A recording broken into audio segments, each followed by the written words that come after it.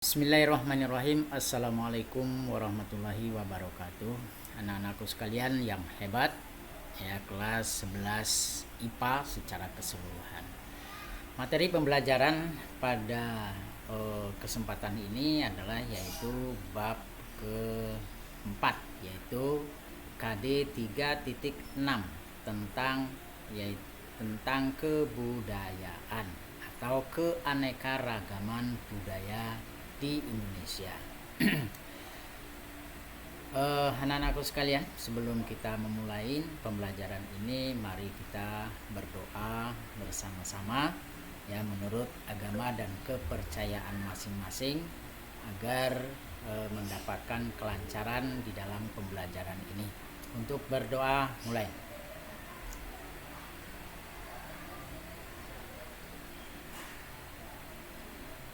Berdoa selesai.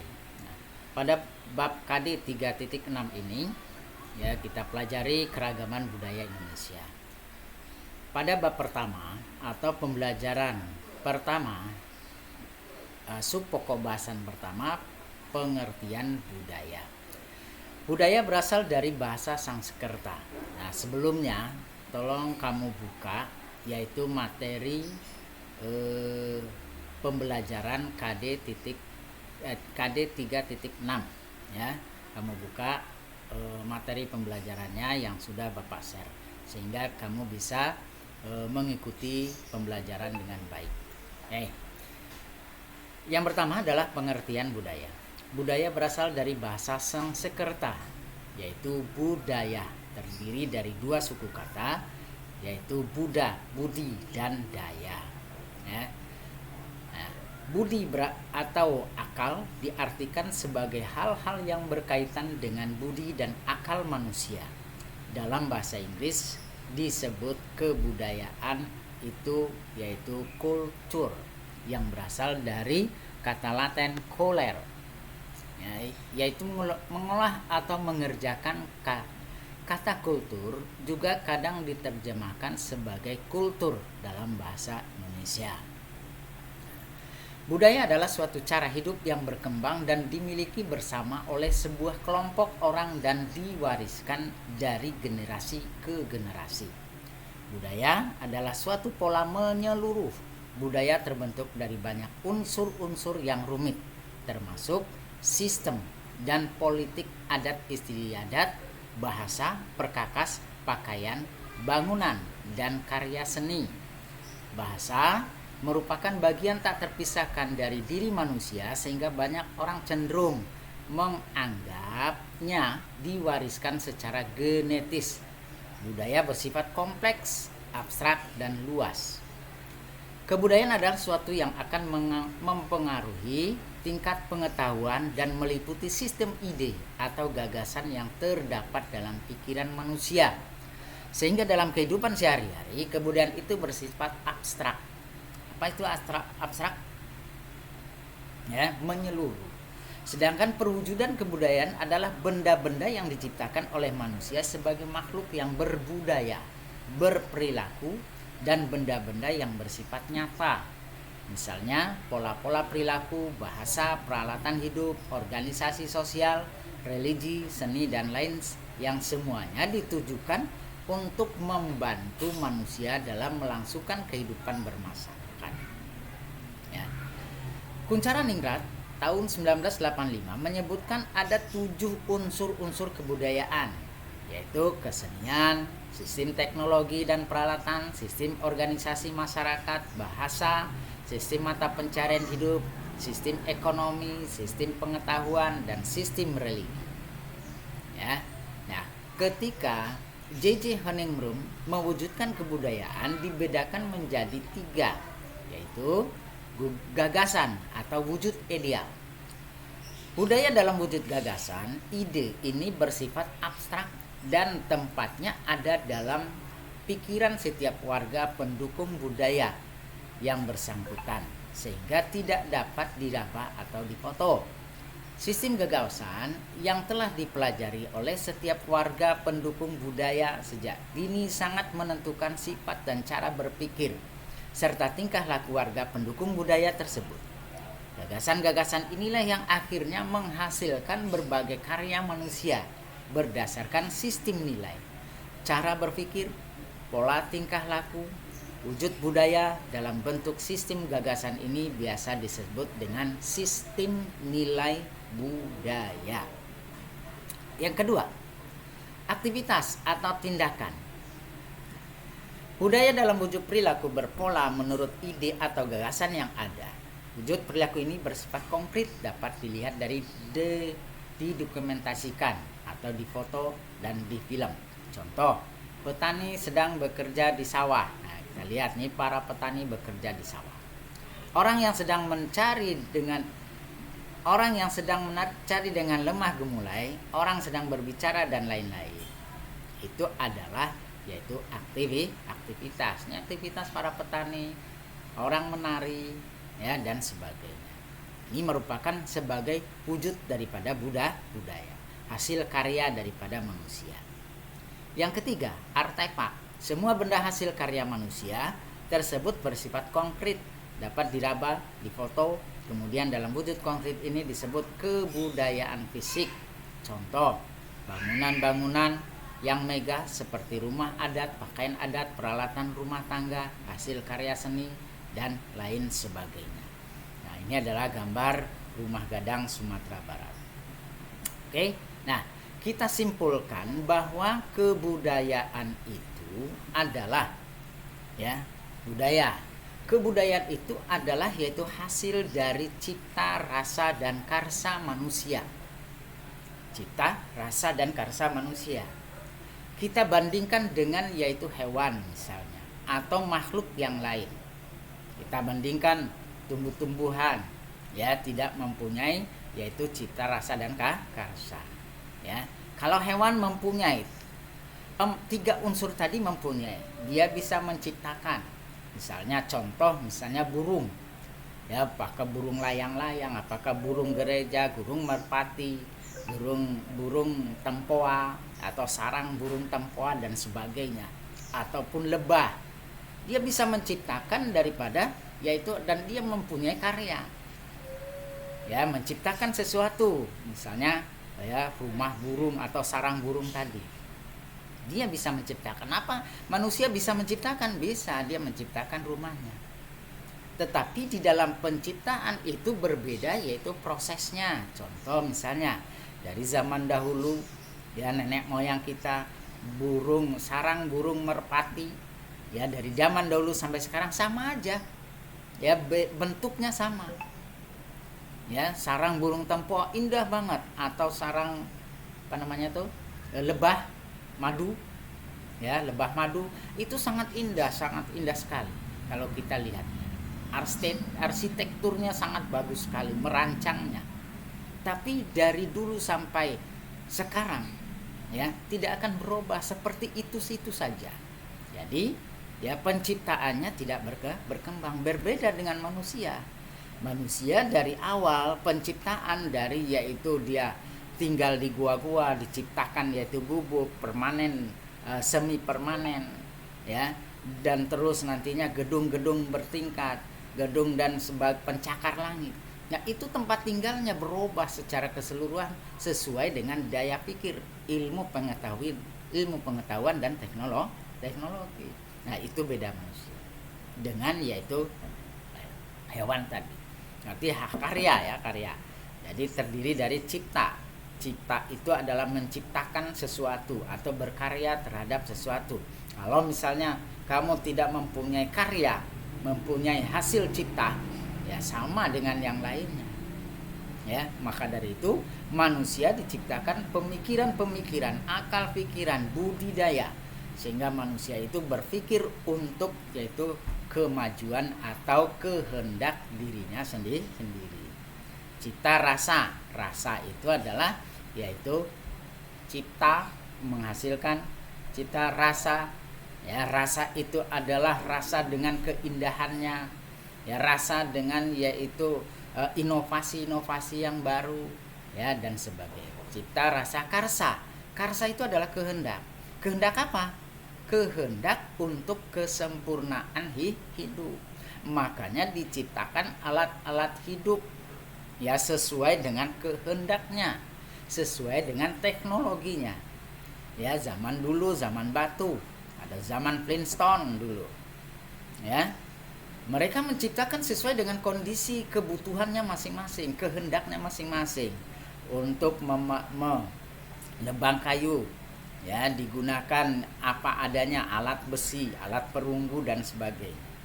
Ya, kalau sekarang dengan kehendak manusia, dengan akal pikiran manusia diciptakan yaitu hasil-hasil karya untuk yaitu kebutuhan-kebutuhan hidupnya, ya, atau kebutuhan mata pencariannya. Dulu dengan membajak, ya, dengan mencangkul, sekarang diciptakan yaitu traktor, ya, untuk mempermudah daripada hasil kerjanya.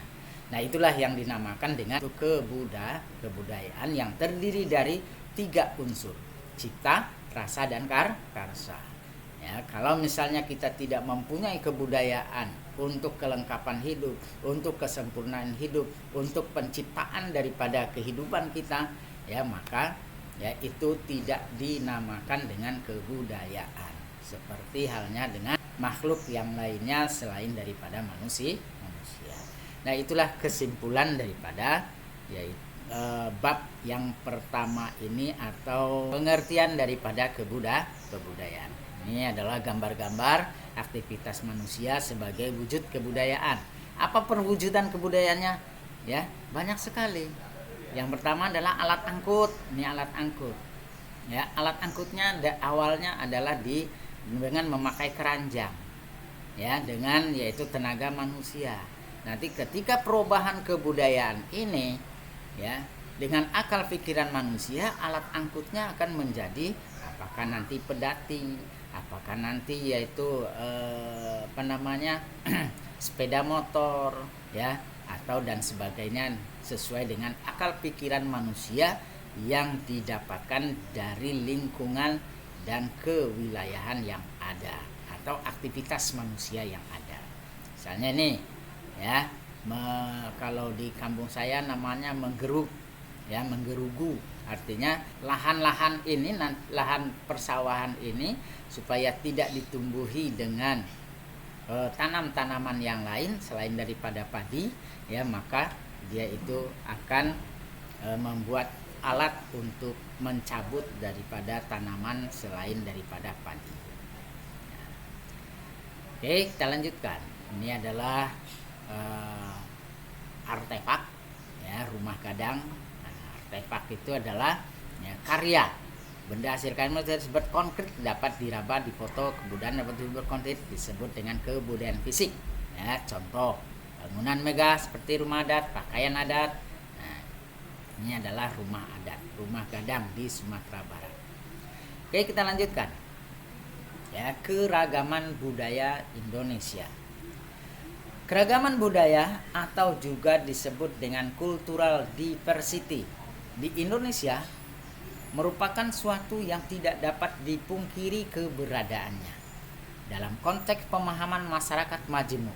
Selain kebudayaan, kelompok suku bangsa masyarakat Indonesia juga terdiri dari berbagai kebudayaan daerah bersifat kewilayahan yang merupakan pertemuan dari berbagai kebudayaan kelompok suku bangsa yang ada di daerah tersebut. Jumlah penduduk Indonesia sekitar 250 juta orang. Ya, dan terdapat 1128 suku bangsa. Tiap suku bangsa mempunyai corak dan budaya masing-masing yang memperlihatkan ciri khasnya. Hal ini bisa dilihat dari berbagai bentuk kegiatan sehari-hari, misalnya upacara ritual, pakaian adat, bentuk rumah, kesenian, bahasa, dan tradisi lainnya. Keragaman yang ada pada masyarakat bisa menjadi kekayaan dan potensi bangsa Indonesia. Pada masa kerajaan Mataram dan kerajaan Sriwijaya terjadi penyebaran agama Hindu, Buddha, ya, maksudnya agama Hindu Buddha, sampai akhir masuk agama Islam yang banyak diperlukan oleh sebagian besar masyarakat Indonesia.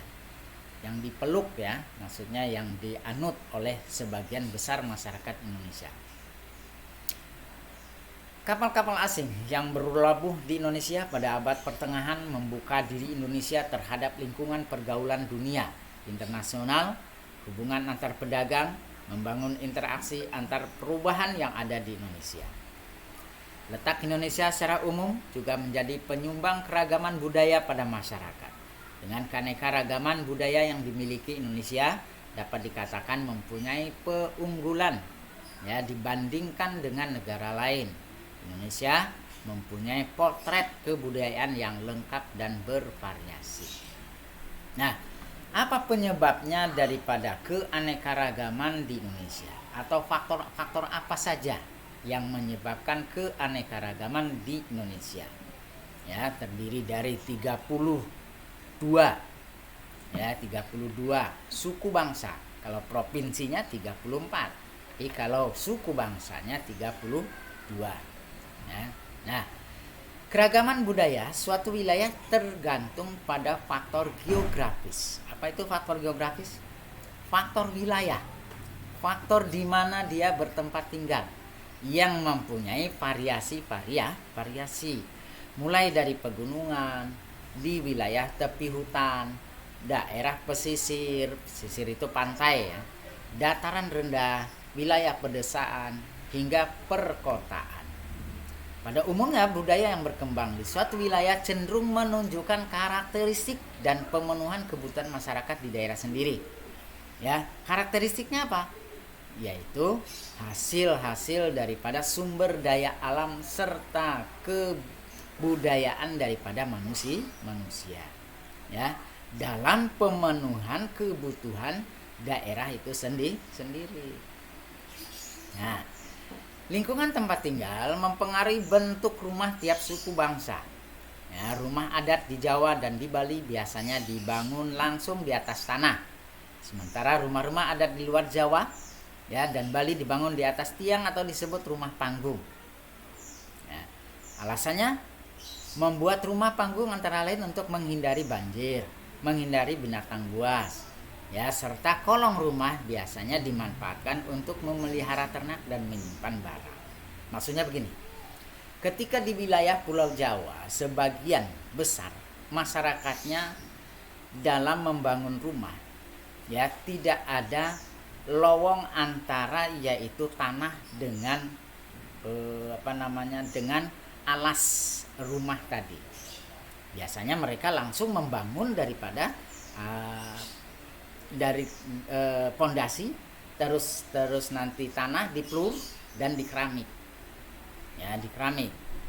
Nah, tetapi itu karena melihat daripada keadaan apa? Karakteristik daripada masyarakat yang ada. Ya, yang nanti tergantung daripada yaitu alam wilayah daripada masyarakat tadi. Nah, contohnya kenapa di Pulau Jawa dan Bali itu dibangun langsung di atas tanah, karena tidak ada pengaruhnya. Ya, kalau dia membuat hal seperti itu atau bangunan seperti itu, tidak ada pengaruhnya hal-hal yang lain. Tapi kalau kita bandingkan dengan masyarakat yang ada di Sumatera, di Kalimantan, mereka akan membuat tiang terlebih dahulu. Tiang rumahnya, dalam arti dia itu membangun rumahnya itu harus ada. Harus ada yaitu kolong rumah.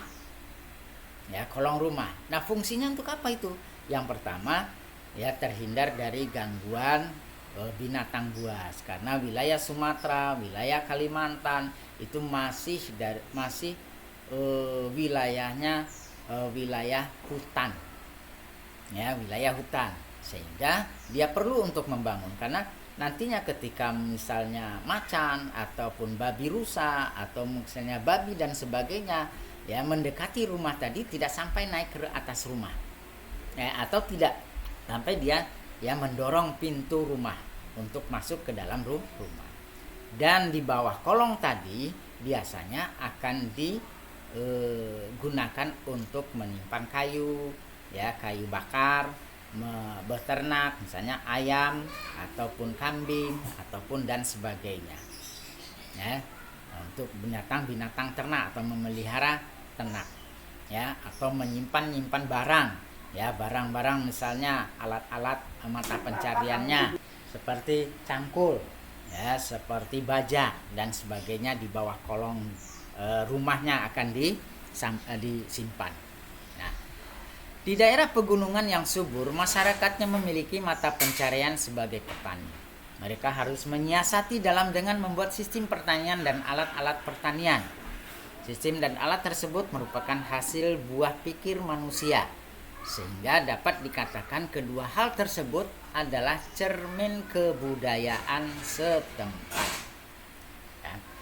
Keragaman budaya di Indonesia dipengaruhi oleh faktor-faktor yang berkaitan dengan batas-batas geografis antara lain. Yang pertama, letak geografis Indonesia. Indonesia sebagai negara kepulauan dan kondisi ekologis wilayah Indonesia. Nah, kita pelajari satu persatu. Yang pertama, pengaruh faktor geografis terhadap keragaman budaya di Indonesia. 1. Letak geografis wilayah. Letak geografis yaitu letak suatu tempat dilihat dari kenyataan di muka bumi atau letak suatu tempat dalam kaitannya dengan daerah lain di sekitarnya. Letak geografis disebut juga letak relatif. Disebut relatif karena posisinya ditentukan oleh fenomena-fenomena geografis yang membatasinya. Misalnya gunung, sungai, lautan, benua, dan samudra. Secara geografis Indonesia terletak di antara dua benua dan dua samudra, yaitu benua Asia, dan benua Australia. Di antara Samudra Hindia dan Samudra Pasifik, letak geografis ini sangat berpengaruh terhadap keberadaan wilayah Indonesia, baik dilihat dari kenyataannya, fisik dan sosial maupun ekonomi dan politiknya. Nah, kita lihat gambar daripada posisi strategis wilayah Indonesia. Nah, kita lihat yaitu strategis wilayah Indonesia terletak dari dua benua, benua Australia dan benua Asia. Masyarakat yang ingin ke benua Australia dari Asia ke Australia pasti dia akan singgah di wilayah Indonesia untuk misalnya transit, mengisi barang-barang kebutuhannya, mengisi bahan baku, mengisi bahan bakar kapal-kapal baik udara maupun laut. Baik juga dari benua Australia yang ke wilayah benua Asia demikian juga. Mereka pasti singgah ke wilayah Indonesia. Yang kedua, Samudra Pasifik dan Samudra Hindia. Demikian juga yang ingin bepergian ke wilayah Samudra Pasifik, negara-negara di Samudra Pasifik, Samudra Hindia, mereka juga akan singgah. Nah, terletak dari posisi silang, yaitu benua Asia dan benua Australia, Samudra Pasifik dan Samudra Hindia. Oke, kita lanjutkan. Pengaruh positif letak geografis Indonesia yang demikian menyebabkan Indonesia berada pada persilangan lalu lintas perdagangan dunia yang ramai, sehingga sangat menguntungkan terutama pemasukan devisa negara. Pasti mereka berdagang, pasti mereka mampir ke wilayah Indonesia. Yang kedua, menjadikan Indonesia sebagai pusat perekonomian di antara dua benua dan dua samudra. 3. Membantu dalam mengembangkan destinasi wisata. Memudahkan dalam menyebarkan ragam budaya Indonesia, akulturasi budaya, dan modernisasi yang positif terhadap negara Indonesia. Yang negatifnya kita buang, yang positifnya kita ambil. Karena akulturasi budaya banyak sekali positif dan negatifnya. Budaya-budaya asing juga akan banyak positifnya dan negatifnya. Modernisasi apalagi banyak sekali negatifnya ditimbang daripada positifnya bagi masyarakat Indonesia yang mempunyai yaitu religius. Yang kelima, Indonesia yang terdiri dari banyak pulau yang membuat beragam kebudayaan karena terdiri dari suku, budaya, dan bangsa. Suku, budaya, dan bangsa. Yang keenam, laut yang sangat begitu luas dan garis pantai membuat Indonesia menyimpan hasil laut yang berlimpah. Ya, namun, ya di sini kita tekankan tenaga atau sumber daya manusianya yang belum bisa mengelola daripada sumber daya alam laut, sehingga sumber daya alam laut kita ya banyak sekali diambil oleh bangsa lain. Pengaruh negatif, letak geografis Indonesia, persaingan global yang cukup sulit dikendalikan. Eksplorasi sumber daya alam Indonesia secara besar-besaran. Nah, ini eksplorasi ya. Yang ketiga, munculnya pasar-pasar gelap sebagai akibat dari jalur perdagangan lintas internasional. Ya, pasar gelap. Ya, maksudnya bukan pasar yang lampunya mati, tetapi pasar yang tidak yang tidak resmi. Ya, muncul pasar sehingga harga daripada pasar itu ya tidak memenuhi persyaratan daripada jual beli ya, sehingga di sana ada apapun bisa dijual ya dengan harga murah ataupun dengan harga tinggi dan sebagainya.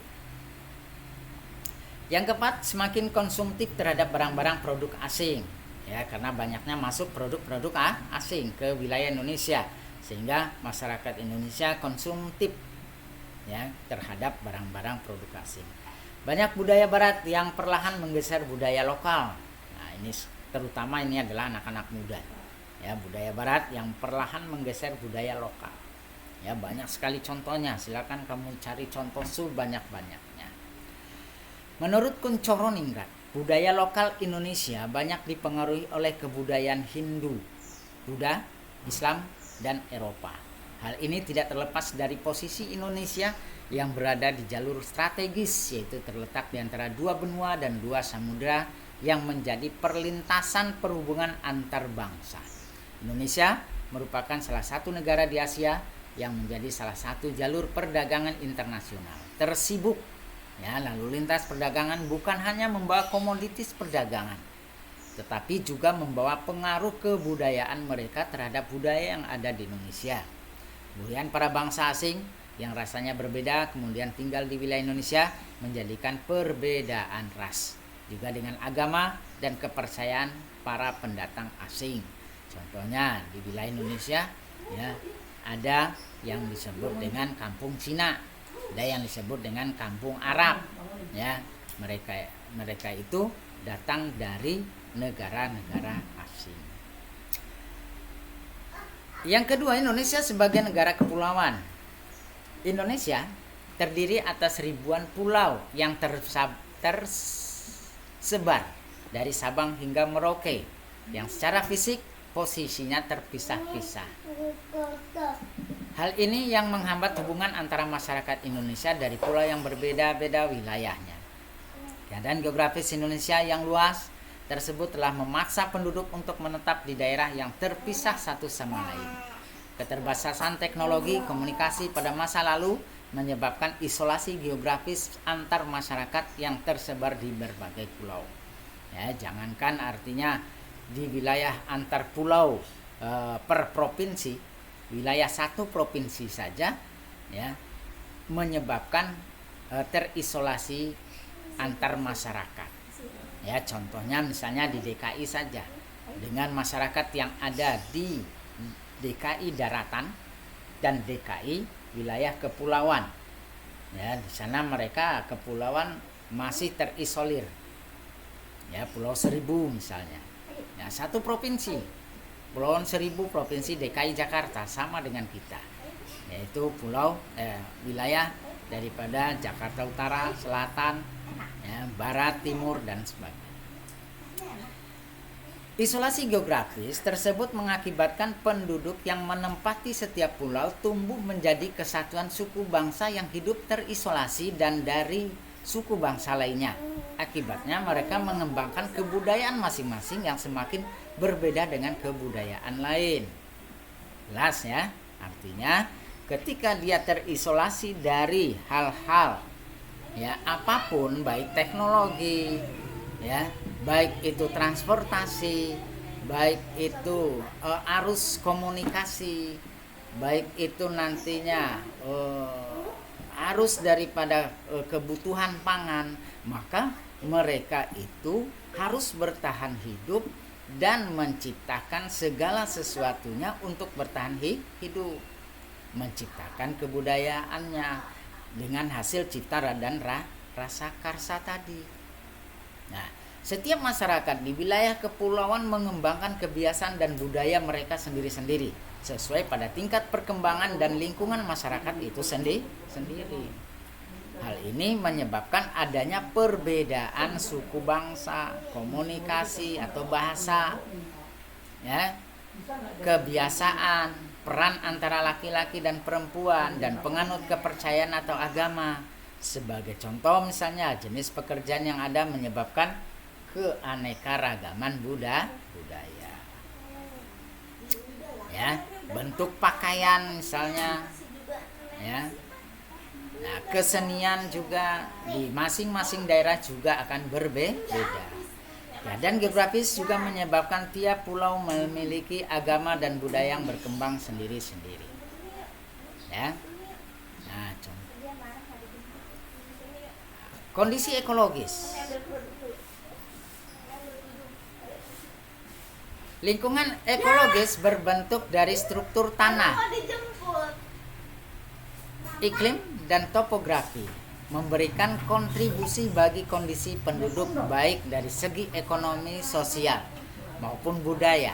Kondisi iklim seperti perbedaan musim hujan dan kemarau antar daerah, serta perbedaan kondisi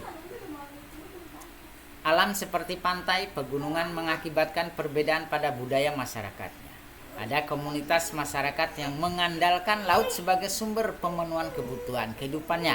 Ada pula yang mengandalkan pertanian dan perkebunan. Perbedaan ekologis tersebut berpengaruh terhadap kemajuan budaya lokal di Indonesia.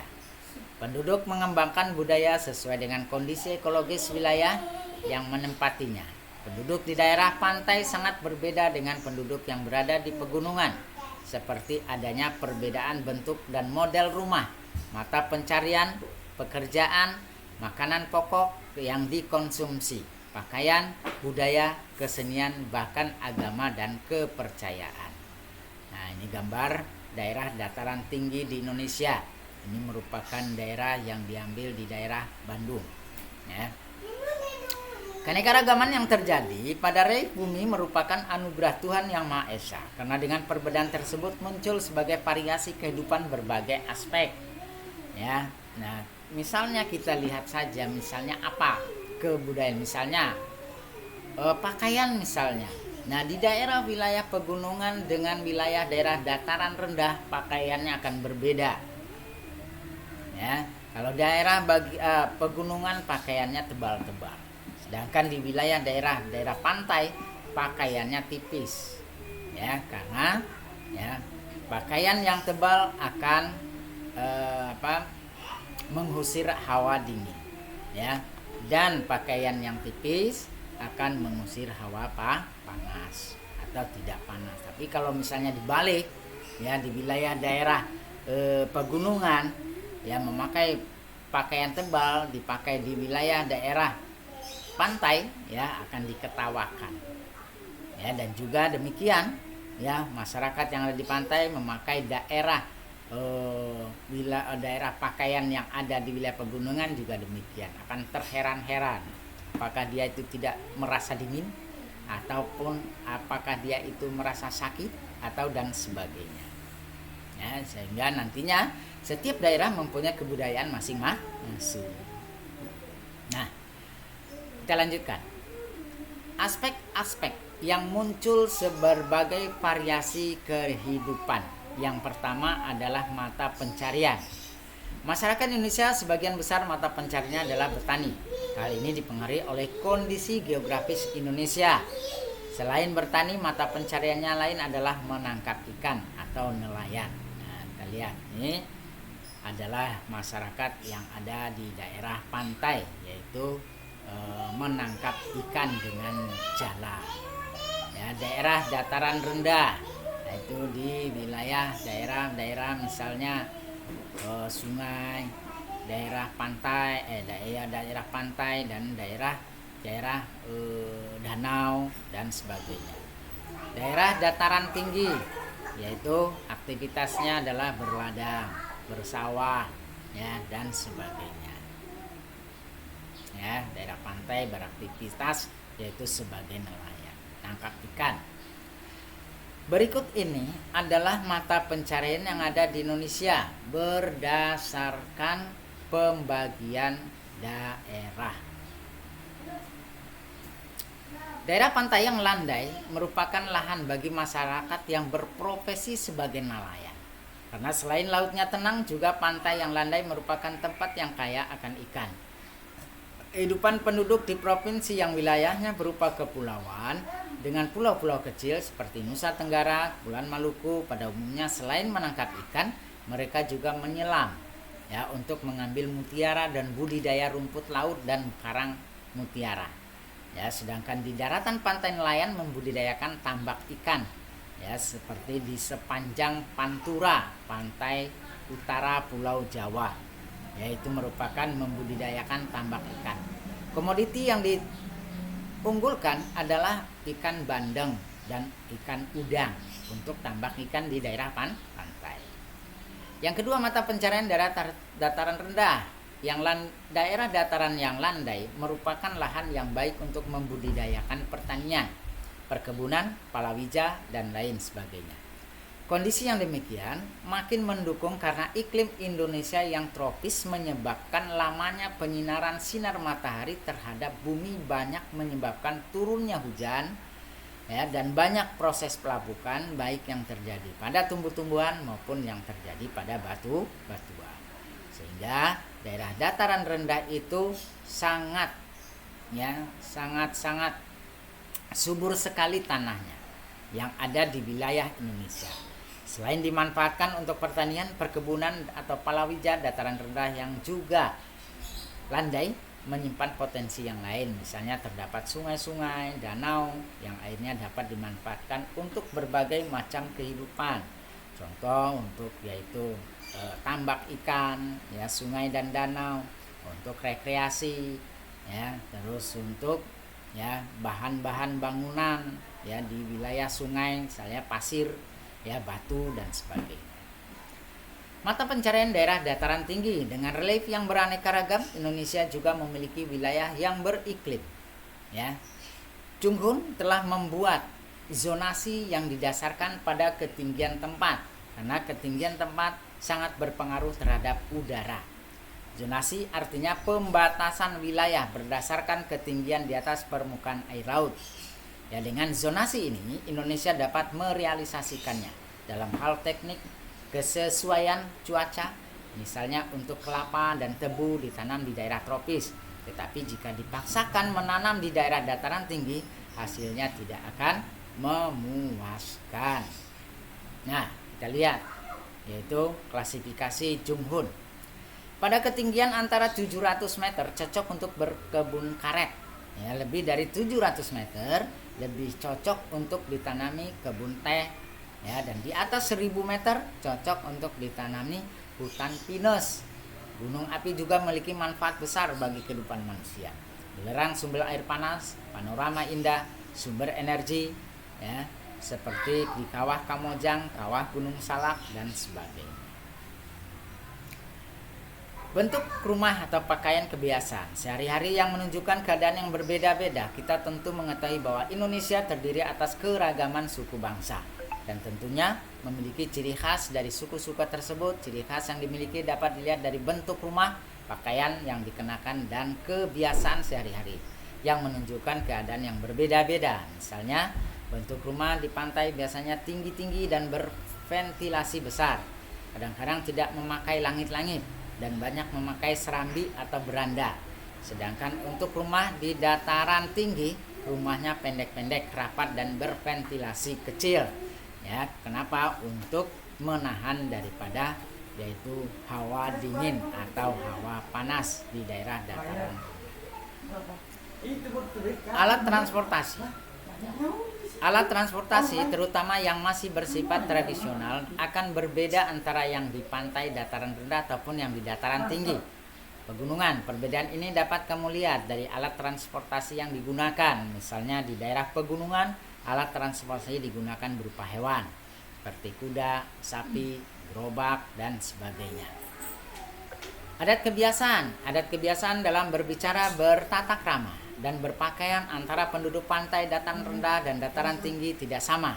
Orang pantai biasanya berpakaian terbuka seperti menggunakan kaos, celana pendek. Hal ini disebabkan karena suhu di daerah pantai panas, sedangkan di dataran tinggi biasanya orang berpakaian tertutup. Hal ini disebabkan karena suhu di dataran tinggi atau daerah pegunungan dingin, seperti halnya yang sudah saya jelaskan tadi. Contohnya lagi misalnya di daerah dalam berbicara masyarakat yang ada di wilayah daerah pantai, ya, mereka bicaranya keras, ya, berbeda dengan masyarakat yang ada di daerah dataran rendah, bicaranya lemah gemulai dan ya tidak begitu keras. Ya, kenapa demikian? Karena keadaan alamnya yang demikian. Kalau di daerah misalnya berbicara di laut yang banyak anginnya, ya, maka kalau berbisik-bisik atau berbicara biasa akan tidak terdengar. Maka dia itu akan bicaranya akan teriak-teriak seperti orang marah-marah. Oke, anak-anakku sekalian, sampai di sini ada pertanyaan. Silakan yang mau bertanya. Nanti kita akan buka di GCR-nya, ya, sehingga nanti kita bisa lebih memahami. Kita diskusikan secara keseluruhan. Untuk pertemuan kedua, ya, nanti kita sambung, yaitu dengan sebaran keragaman budaya. Silakan ada yang mau bertanya, ya, silakan masuk ke GCR-nya.